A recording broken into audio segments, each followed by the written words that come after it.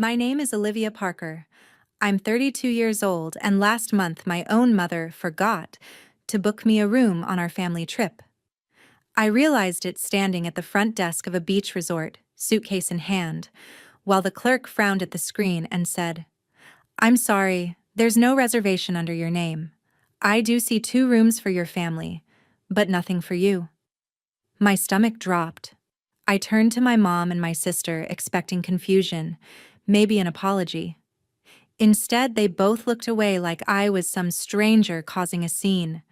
Then my sister laughed, loud enough for everyone in the lobby to hear, and said, "We only reserved rooms for real family. You make good money? You can figure it out, right?" A couple waiting behind us actually sucked in a breath. The clerk looked embarrassed for me. For a second, I just stood there, feeling my face burn, replaying every time they'd told me we were all in this together. I could have begged. I could have tried to argue. Instead, I heard my own voice come out calm and steady. "Then I'll leave." I grabbed my suitcase, turned my back on all of them, and walked straight out of that resort, while my mom hissed my name under her breath like I was the one being rude. By the time my rideshare hit the freeway, my phone lit up with call after call. 20 missed calls, 30, 56. Voicemails, texts, all caps messages from my mother and my sister suddenly desperate for me to pick up. I stared at the screen, hit Do Not Disturb, and put the phone face down. Because what they didn't know was that one person in our family had just found out what they did to me, and he had the power to destroy their entire lifestyle with a single decision. If you've ever been treated like you don't count in your own family, stay with me. Because this is the story of how no reservation for you turned into a financial revenge they never saw coming. On the flight back from that trip, staring out at the clouds, I kept replaying how I even ended up in a family where "no reservation for you" sounded normal coming out of my sister's mouth. I live in Seattle now. I work as a senior product marketing manager for a SaaS company. I make more than enough to pay my own bills, my own condo, and stack investments on top. That part of my life never really involved my parents. The person who shaped that was my grandfather, Edward Collins, my mom's dad. Grandpa Ed made his money in commercial real estate and retired to Scottsdale. But before he ever bought himself a golf club, he drilled one thing into me as a kid: never let anyone hold money over your head. When I was 12, he showed me my first stock statement, helped me open a little custodial account, and said, "You don't ever want to need a check from someone who doesn't respect you, Olivia." At the time, I didn't realize he was talking about my own parents. Sheesh, my mom, Carol, and my dad, Tom, live just outside Austin. To people on Facebook, they're the classic comfortable retirees: HOA neighborhood, pictures from cruises, brunch with friends, matching polos on the golf course. What they don't post is that Grandpa's Collins Family Support Trust quietly covers their HOA dues, a chunk of their insurance, even part of those cruises. My older sister Maddie took a very different path from mine. While I was grinding through college with scholarships and internships, she was busy reinventing herself as Maddie Parker Gray online, a lifestyle and momfluencer with aesthetic coffee photos, day-in-the-life vlogs around Austin, and endless unboxings. She married Jason, had their daughter Lily, and built a whole brand on looking like the perfect young family with the perfect home, perfect SUV, perfect private school. The problem was, her follower count looked impressive, but her bank account didn't. Behind the scenes, Grandpa's trust picked up everything that didn't fit on a credit card: private school tuition, car lease top-ups, a surprising amount of their mortgage. My parents always justified it with the same line: "She has a family, she needs the help more than you do." When we were younger, that favoritism showed up in smaller ways. Maddie got a new car at 16. I took the bus. Maddie's cheer camp and college housing were quietly handled behind the scenes. I spent nights swiping my meal card and stocking shelves to keep my scholarship. Whenever I brought it up, they would toss out some version of, "You're the independent one, Olivia. You're strong. You don't need us." It sounded like a compliment, but it always came with an unspoken part. Because we'd rather spend our money on your sister. Every year, Grandpa would take the whole family on a trip somewhere nice as a way to get everyone together. One year, it was a cabin in Colorado. Another year, a Caribbean cruise. He always booked and paid for everything so no one could use money as an excuse to exclude anyone. But this last time, for San Diego, my parents insisted they would handle it themselves. I remember the group text. My mom wrote, "Dad's been so generous, but it's time we give him a break. We'll take care of this year's trip. It'll be simple, just family time." They chose Sapphire Bay Resort, which was not what I'd call simple. Oceanfront rooms, pool cabanas, a spa my sister could not stop sending reels about. When I asked if Grandpa was still coming, my mom replied, "He's sitting this one out, but he's thrilled we're doing something on our own." At the time, I thought it was sweet. I booked my flight from Seattle, cleared my calendar, and told my team I'd actually be offline for a long weekend. There were little red flags I ignored. My mom never sent me a confirmation number when I asked. She just said, "It's all under one booking. Don't worry about it." Maddie kept joking in the chat. "Olivia's the rich tech girl, she should be in the presidential suite," followed by eye roll emojis. My dad chimed in with, "You make more than all of us. You'll survive a few resort prices," whenever I mentioned budgeting. I brushed it off as the same old teasing. I thought worst case, if something got mixed up, we'd just add my room at check-in, and I'd pay for it myself. I did not think they would sit there, watch the front desk tell me there was no reservation, and let my sister declare I wasn't real family. I didn't know it then, but while I was walking out of that lobby, my mom was already texting Grandpa a watered-down version of the story, trying to get ahead of it. She just didn't realize the man she was talking to had built his entire life on reading people, and that the minute he heard the phrase, "No reservation for Olivia," he was going to start digging for the truth. My flight into San Diego landed just before noon, and by the time I grabbed my carry-on and made it through the chaos of the rental car shuttles and rideshare pickups, I was already picturing the weekend the way my mom had described it. Simple, just family, no drama. The driver pulled up to Sapphire Bay Resort, all glass and white stone and palm trees, the kind of place my sister loved to film slow-motion walks through. I wheeled my suitcase across the polished floor of the lobby, past families in matching t-shirts and couples in linen, and spotted my parents sitting at the bar off to the side. My dad had a beer, my mom had a bright pink cocktail, and they were both looking down at their phones. I smiled, lifted my hand to wave, and in that split second before they looked up, I felt normal, like any other adult kid arriving late to a family vacation. But when my mom finally saw me, her expression flickered. It wasn't surprise or excitement. It was something closer to guilt. My dad gave me a half-hearted wave and then looked back at his drink. I told myself I was imagining it. I went straight to the front desk and gave the clerk my name, my voice cheerful, because I didn't want to start this trip off with my usual defensiveness. He typed, looked at the screen, frowned, typed again. That long pause did something to my stomach. "I'm sorry," he said finally, looking up at me. "I don't have a reservation under Olivia Parker. Are you, maybe under a different last name?" My brain tried to fill in the blanks. Maybe they spelled it wrong. Maybe they put it under one of my parents. "It's a family booking," I said, forcing a laugh. "Try Parker or Collins. Or maybe under Thomas or Carol Parker?" He nodded, clicked around, then said, "I do see 2 rooms under Thomas Parker. 1 king for Thomas and Carol, 1 double queen for Madison Gray and family. But there's nothing that indicates a separate room for you." It felt like someone had suddenly turned the volume up in the lobby. I could hear every suitcase wheel, every ice cube clink. I turned around, expecting my parents to rush over, saying, "Oh, that's a mistake. Let's fix it." Instead, they both stayed seated.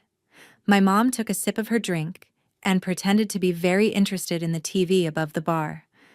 That's when Maddie appeared, like she had timed her entrance, striding across the lobby in a flowy cover-up, oversized sunglasses, and a designer tote she'd definitely tagged a brand for. "Liv," she called out, like we were best friends, and then, as she reached the desk, she glanced at the computer screen. Her mouth curled into a smile that did not reach her eyes. "Oh," she said loud enough that the couple behind me could hear. "Did Mom forget to book your room?" The clerk's face went from neutral to uncomfortable. He could tell something was off but had no idea where to look. I looked back at my mom. "Did you put me in one of the rooms?" I asked, giving her every chance to say yes. She shifted on her bar stool, set her drink down, and said, without meeting my eyes, "We assumed you'd get your own room, honey. You make more than enough. We already paid for the package for us and Maddie's family. It was just simpler this way." My dad let out this weak, nervous chuckle like he wanted it to sound harmless. "You're our independent one, remember?" he added. Behind me, someone muttered, "Wow," under their breath. Maddie laughed, this sharp, delighted sound, and delivered the line like she'd been practicing it. "We only reserved rooms for real family," she said. "Mom and Dad, me, Jason, and Lily. You're the big tech girl, you can figure something out, right?" She said, "real family," with this little shrug, like it was a harmless joke, but the words hung there like a slap. Real family. As if I'd just wandered in off the street. For a second, I could hear Grandpa's voice in my head from years ago at his kitchen table. "People will tell you who they are when they think you need them. Pay attention." I felt heat crawl up my neck. Not just from the embarrassment, but from the way my mother still wouldn't look directly at me. The clerk cleared his throat. "We can try to add a separate room," he offered gently. "Rates are higher for walk-ins, but I can see what's available." My mom jumped in fast. "She can handle it. She does very well for herself." Like she needed the entire lobby to know I was rich enough that this humiliation didn't count. I thought about all the times they'd assured Grandpa that everything was fine, that the girls were close, that we were all one unit. I thought about how he paid for trips like this, so no one would ever be left out because of money. I could have pulled out my card. I could have swallowed it, laughed, and said, "No worries, put it on me." That's what they were counting on, that I'd fix their cruelty for them. Instead, something in me went still. I looked the clerk in the eye and said clearly, "No, thank you. I won't be staying." Then I turned to my parents and my sister. "If I'm not part of the real family," I said, "you don't need me here." Maddie's smile faltered. My mom finally whispered, "Olivia, don't be dramatic." Like I was the one causing a scene by not accepting being publicly excluded. My dad muttered my name like a warning. I didn't answer. I picked up my suitcase, walked across that lobby with every step louder in my own head than any of the whispers around me, and pushed through the glass doors into the California heat. By the time I slid into the back seat of my rideshare and told the driver to head for the airport, my phone was already buzzing nonstop with their names on the screen. I watched it light up in my hand, then flipped it over, set it face down, and stared out at the road, not knowing yet that this short walk out of a hotel lobby had just triggered the one person in our family who could pull the plug on all of their comfort at once. By the time my driver merged onto the freeway, my phone had already started its meltdown. First a call from Mom, then Maddie, then Mom again. I watched their names flash on the screen and fade out, one after another, while the resort disappeared in the rearview mirror. I didn't pick up. I told myself I'd deal with it when I got home, when I wasn't running on humiliation and adrenaline. 5 minutes later, the missed calls had turned into a flood. 10, 16. 23. Voicemails stacked up, little red dots multiplying next to their names. When it hit 30, even my driver glanced at the screen lighting up in the cup holder and said, "Everything okay?" I let out a short laugh that sounded nothing like me. "My family just realized I meant it when I said I was leaving," I said. He raised his eyebrows, but he didn't push. I opened my messages to silence the notifications, and that was a mistake. A wall of texts hit me all at once. From Mom. "Olivia, come back to the hotel. We can talk this out." From Maddie. "Seriously, Liv, you stormed out over a room?" From Mom again. "We can probably get you a cot or something in Lily's room. Don't ruin the trip over this." Then Maddie. "I told the front desk we might add another room, and they said they'd try. Can you just come back and pay for it so we can relax, please?" There was a voice message from Mom, her tone sharp and breathless. "Olivia, this is ridiculous. You embarrassed us, you made a scene. You know we love you. You know we just assumed you would handle your own room. You make more than all of us combined. Stop punishing us for trying to have a nice family vacation. 10 minutes later, we need you here. Lily is asking where Aunt Liv is. Stop being dramatic and come back." Somewhere between exit signs, the tone started to shift. The texts got shorter, then more frantic. "Maddie, Grandpa is asking what happened. What did you tell him?" "Mom, your grandfather is calling. I need to know exactly what you said. Do not twist this." Another voicemail popped up. This time from my dad, his voice tight and annoyed. "Olivia, call your mother back. This has gone far enough. We're just trying to have a nice time. You don't get to walk out and then run to your grandfather like a child. You are 32 years old. Handle this like an adult."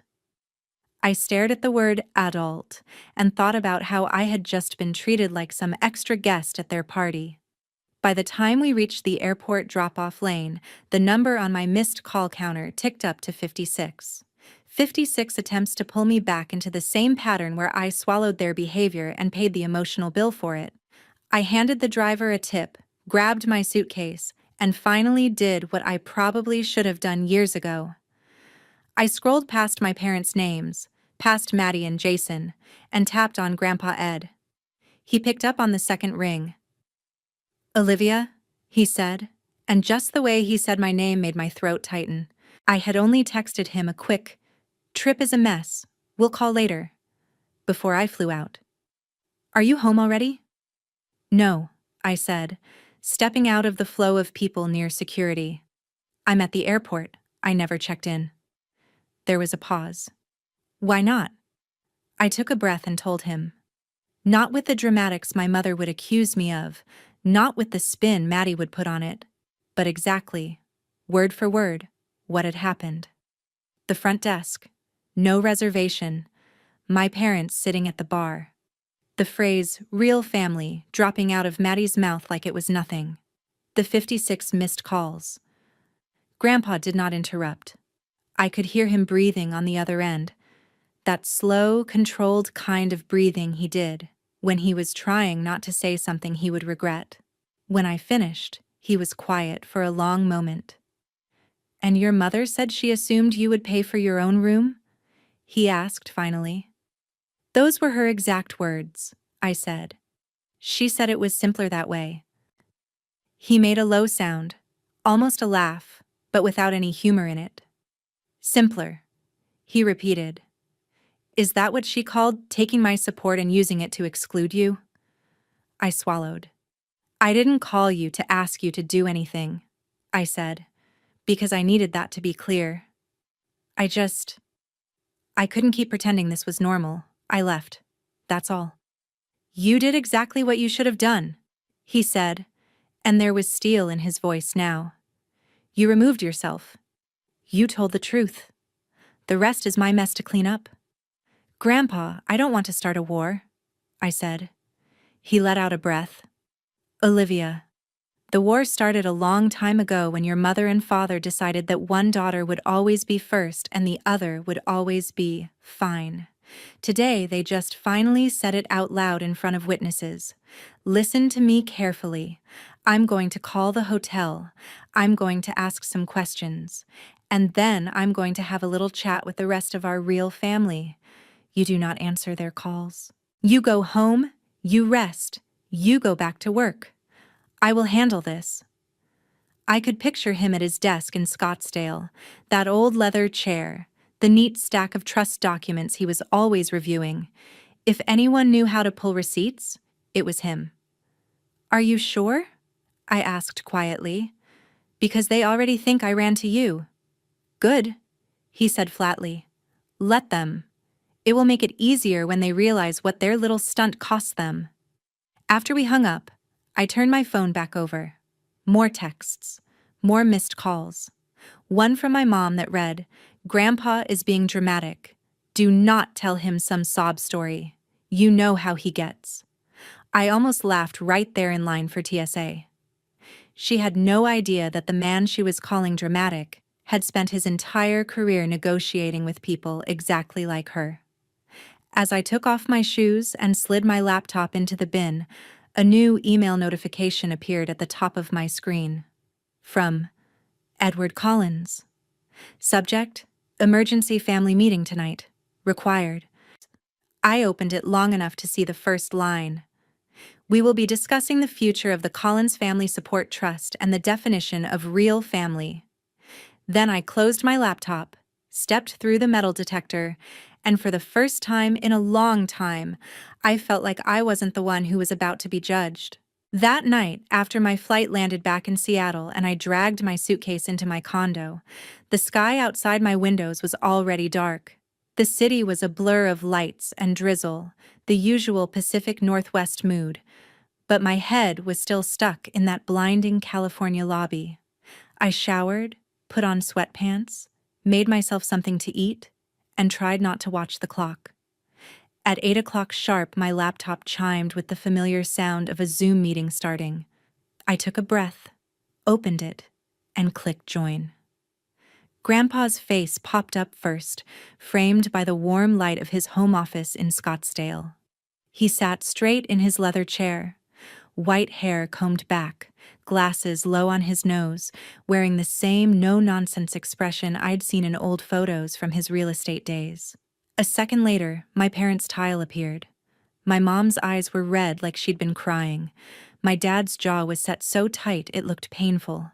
Maddie and Jason joined from their hotel room, sitting on the edge of the bed, their matching resort robes almost comical against the tension in the air.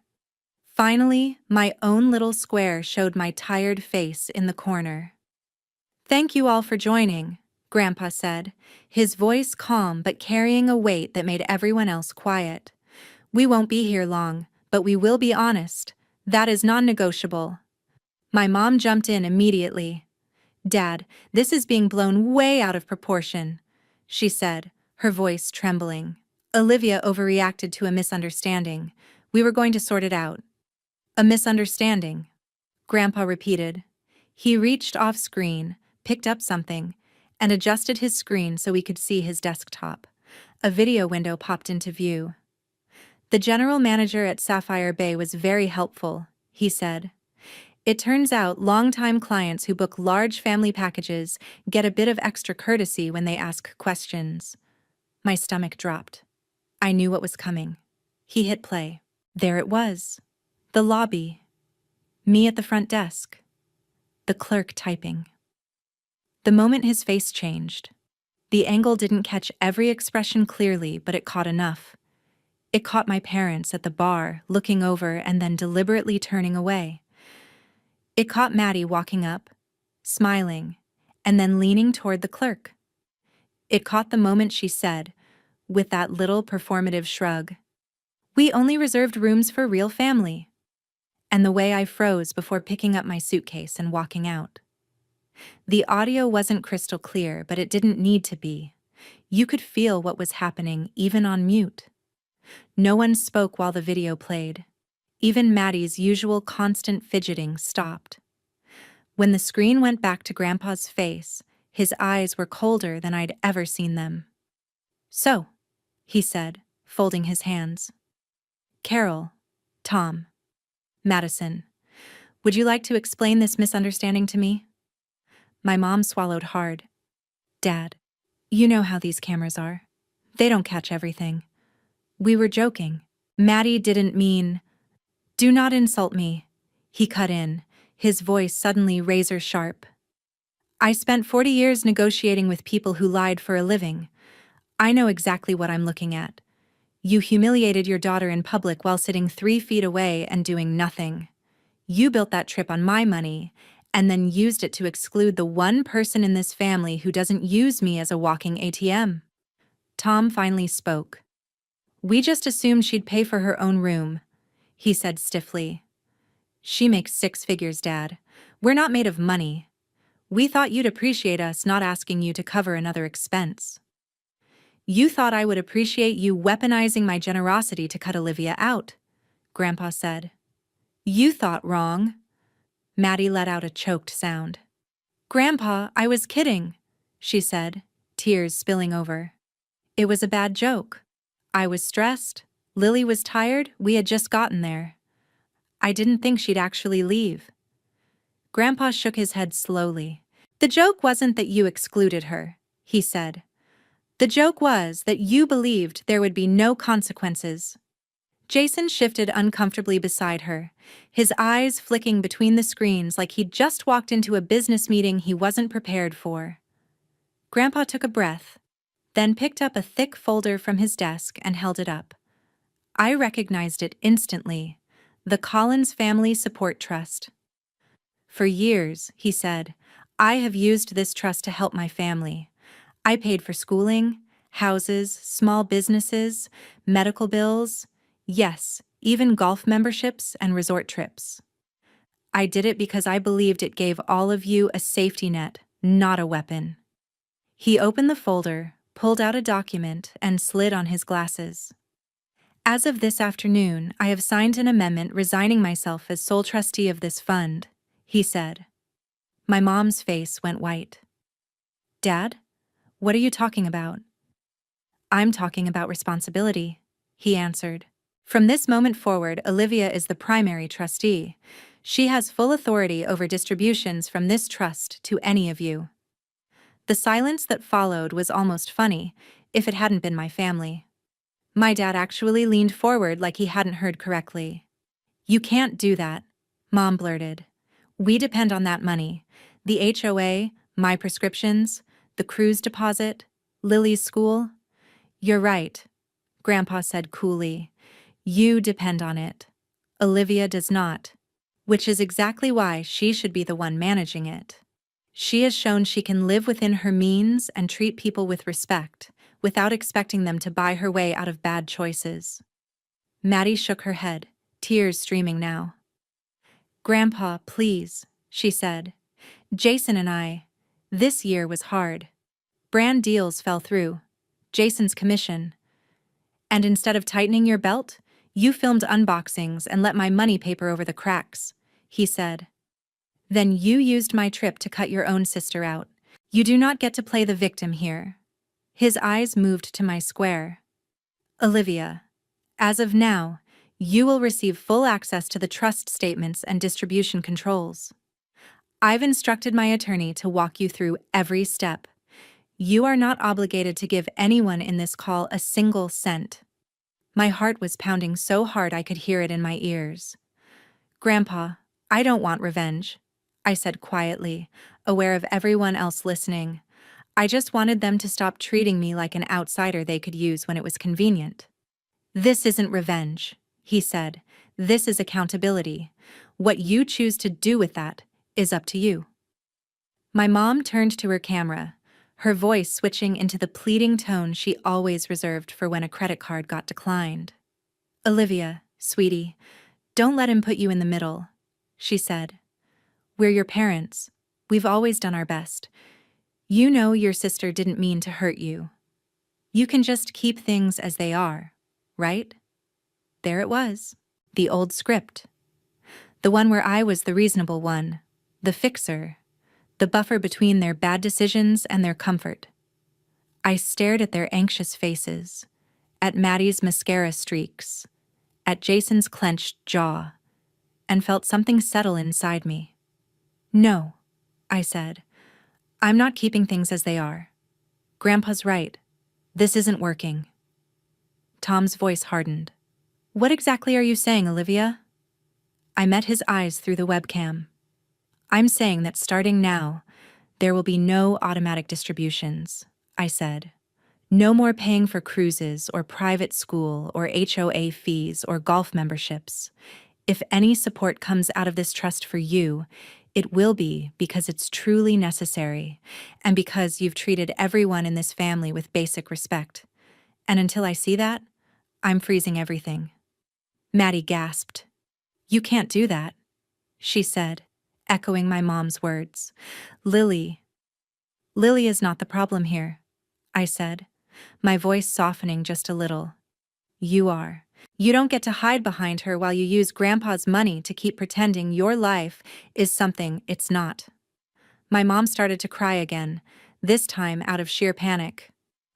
Olivia, we can't afford to lose that money, she said. We'll have to move, Then maybe, Grandpa cut in. You should have thought of that before you decided one of my granddaughters was less real than the other. No one had an answer for that. For the first time in my life, the silence in a family conversation felt like relief instead of pressure. Grandpa glanced at his watch. We're done for tonight, he said. Olivia, I'll call you tomorrow with the attorney's information. The rest of you, I suggest you start making budgets based on your actual income. Good night. One by one, their faces disappeared from the screen, leaving me sitting in the glow of my laptop in my quiet Seattle condo. I closed the lid, ordered a pizza, and sank into my couch. My phone buzzed across the room with new messages I didn't bother to check. For once, I wasn't the one scrambling to fix the damage. I was the one holding the plug, and I had finally decided I didn't have to keep their lights on. 2 weeks after that Zoom call, my life looked almost exactly the same on the surface, which was the strangest part. I still woke up to gray Seattle mornings, still made my coffee, still took the light rail into the office, still sat in the same meetings about launch timelines and messaging frameworks. The only real difference was that between calls about market segmentation and customer personas, I was also on the phone with my grandfather's attorney, walking through spreadsheets and statements for a trust I had never expected to control.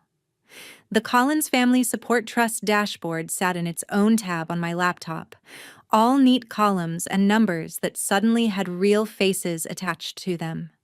For years, those numbers had quietly paid for things I only half knew about. Now, every canceled auto transfer felt like a small, clean cut away from an old, infected wound. The first visible crack came from Maddie's world. She had been the kind of person who posted almost daily, get ready with me videos, school drop-off vlogs, carefully staged shots of brunch and shopping bags. About 5 days after I froze the distributions, her content slowed, then stopped. Her last video was a weekend at the resort recap with a smiling thumbnail that did not include me, of course. I didn't follow her closely, but mutual friends started sending me screenshots. The comments shifted from OMG, living my dream to you've been quiet, everything okay? To one blunt, how do you afford all this on influencer money? There were no replies. Instead, my phone lit up with a long text from Jason one night, his number popping up for the first time in years. He didn't bother with small talk. He wrote that he had just found out how much of their life had been floating on Grandpa's trust, how many brand deals had actually been covered by family support. He apologized for not seeing it sooner, for assuming the money was some vague inheritance thing and not a monthly lifeline. He said losing the trust meant they'd had to pull Lily out of her private school, return a leased SUV early, and put their house up for sale before they missed another payment. He ended with, I don't blame you, Olivia. I just wish your in-laws had been honest with me instead of using your grandfather's generosity as a shortcut. I sat with that message for a long time before answering. When I finally replied, I was honest. I told him I was sorry they were hurting, but that I wasn't going to turn the tap back on just to keep up appearances. He didn't ask me to. That, more than anything, told me he understood. My parents cracked in quieter ways. The first sign was an email from my dad with a subject line that just said, "Update." It listed numbers, HOA dues, prescription costs, a looming property tax bill. He mentioned that the cruise company had canceled their reservation and kept part of the deposit when the final payment didn't go through. The part that stuck with me wasn't the math. It was the line where he wrote, "We're realizing now how much of what we called our retirement was actually your grandfather's safety net." At the end of the email, almost as an afterthought, he added, "For what it's worth, what happened at the resort was wrong. I should have stopped it. I'm sorry." There was a time when an apology like that would have made me rush to fix everything. This time, I wrote back and thanked him for saying it, then gently told him what I was telling everyone. The trust was for emergencies and actual needs, not for maintaining a lifestyle they couldn't afford. I told him I wasn't going to let any of them sink, but I also wasn't going to keep paying for golf memberships and cruise packages. He didn't argue. A few days later, my mom sent a shorter message, full of half-finished sentences and, "I never meant," and, "You have to understand." Buried in the middle was the closest thing she had ever come to taking real responsibility. I thought if I kept Maddie happy, I could keep the family together. I didn't see that I was pushing you out every time I did it. I read that line 3 times and felt something in my chest loosen, but not enough to make me forget the lobby, the phrase, "real family," the way she looked away from me. At work, while all of this was happening in my inbox, my boss pulled me into a one-on-one and told me the executive team wanted me to lead a new product launch. It came with a bonus and a very clear path to a promotion at the end of the year if it went well. I walked out of that meeting thinking about how my parents had always used my independence as an excuse to give me less, and how that same independence was now the reason I could stay steady while their world shook. Late one evening, after a long day of back-to-back calls, I got an email from Grandpa. It was short. "I've reviewed everything with the attorney," he wrote. "You're doing exactly what I hoped you would do. Not cruel, not soft, just fair. They are all angry now, but sometimes anger is just grief for a fantasy dying. Let it die. What grows after will be more honest." I closed my laptop, made myself tea, and sat by the window watching the rain streak down the glass. My family was finally feeling the real weight of choices they'd made for years. For once, I wasn't the one carrying it for them. 3 months after that night on Zoom, my life had settled into something I hadn't had in a long time. A rhythm that didn't revolve around wondering what my family would do next. The launch I'd been given at work went better than anyone predicted. Our new product hit its adoption targets early, my team pulled off a flawless campaign, and one Friday afternoon, my boss closed the conference room door, smiled, and told me they were promoting me to director. The title change came with a raise, more stock, and a strange sense of calm. For the first time, I looked at my financial plans and realized that if I wanted to, I could walk away from all of this in a decade and still be okay. I didn't need anyone's trust, anyone's approval, anyone's permission. That realization hit harder than the promotion itself. My family's life, on the other hand, did not look the same. Maddie and Jason sold their house in the manicured neighborhood and moved into a smaller rental on the edge of town. Lily switched to a public school with a playground that didn't have a sponsorship logo on every slide. The luxury SUV disappeared from their driveway. Jason sent me a picture of their new used crossover with a caption that just said, "It runs. That's enough." Maddie's social media went through an awkward silence and then, slowly, a shift. The glossy unboxings and effortless brunches gave way to grocery haul videos with store brands in the cart, clips of her talking about making a real budget for the first time in her life, and quiet apologies buried in captions. I spent years pretending I had it all together. I didn't. I hurt people I love trying to keep that illusion alive. She never tagged me, never mentioned the resort or the trust, but she didn't have to. I knew exactly which illusion had finally broken. My parents fought the changes at first. There were a few panicked emails about one-time exceptions and temporary help that sounded a lot like the "just this once" requests they'd been making for a decade. I stuck to the same answer every time.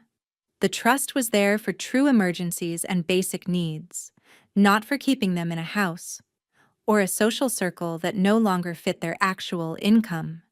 Eventually, the emails changed. One Sunday afternoon, a physical letter arrived in my mailbox with my mother's handwriting on the envelope. Inside was a page written on the good stationery she used to save for holiday cards. She talked about selling the house, about moving into a modest condo closer to town, about how strange it felt to shop without just putting it on the card and letting Dad handle it. She admitted, in ink, that she had spent most of her adult life trying to keep Maddie from falling apart and had used me as the counterweight, the one she didn't have to worry about. "I told myself you were strong enough to be left out," she wrote. "I never stopped to ask if you wanted to be." At the end, in smaller, shakier letters, she added, "You were right to walk out of that lobby. I'm sorry I made you feel like you weren't part of your own family." I didn't cry when I read it, but I did sit there a long time with the paper in my hands, feeling every word land in places I hadn't realized were still sore. A week later, my dad called, just to tell me about a financial literacy workshop they were taking at the community center. How they were learning the difference between "can afford" and "can pay for right now." It was the first time I'd ever heard him talk about money without defensiveness or performance. As trustee, I made a few carefully chosen decisions. I approved payments for Lily's therapy when she started asking hard questions about why they had moved and why Mommy cried when bills came in. I signed off on a medical expense for my mom when she had a scare, and her new insurance didn't cover everything. I did not turn the cruise money back on. I did not reinstate the golf club. I didn't do it to be cruel. I did it because for the first time, the money in that trust was finally doing what Grandpa had meant it to do. Support, not enable. One evening, I flew down to Scottsdale to see him. We sat on his patio as the sun went down, the sky turning that impossible desert pink. He listened as I told him about the promotion, about the letters, about how the family group chat had gone from performative vacation photos to actual honest updates. He nodded, took a sip of his iced tea, and said, "You know, I wasn't sure what would hurt them more. Losing the money or losing the version of themselves they could only afford with it." Then he looked at me and added, "I'm just glad you didn't lose yourself trying to keep that version alive." That, more than anything, felt like the real ending of the story. Not the moment at the front desk, not the Zoom call, not even the frozen trust, but sitting there knowing I had drawn a line and survived it. I still see my family. We talk, cautiously at first, then more naturally as new habits form. They are smaller in some ways than the people they played online, but they are also more real. We argue, we apologize, we start over. I keep boundaries. I keep the trust pointed at needs, not fantasies. And when I think back to that lobby, to the words "real family" thrown at me like a joke, I don't feel the same sharp burn anymore. I feel something closer to gratitude, that they finally said out loud what had been true for years, because it gave me permission to choose what real family meant to me. Here's what I learned the hard way. Being independent doesn't mean you're the one who has to carry everyone else. Having money doesn't mean you owe it to people who use it to disrespect you. And walking away from a table where you're only welcome when you're paying is not cruelty. It's self-respect. If you've ever been made to feel like the extra chair at your own family's table, I hope you remember this. You are allowed to leave the resort lobby. You are allowed to put your phone on Do Not Disturb. You are allowed to build a life where the only people who get a reservation are the ones who treat you like you're part of the real family, whether you're picking up the check or not.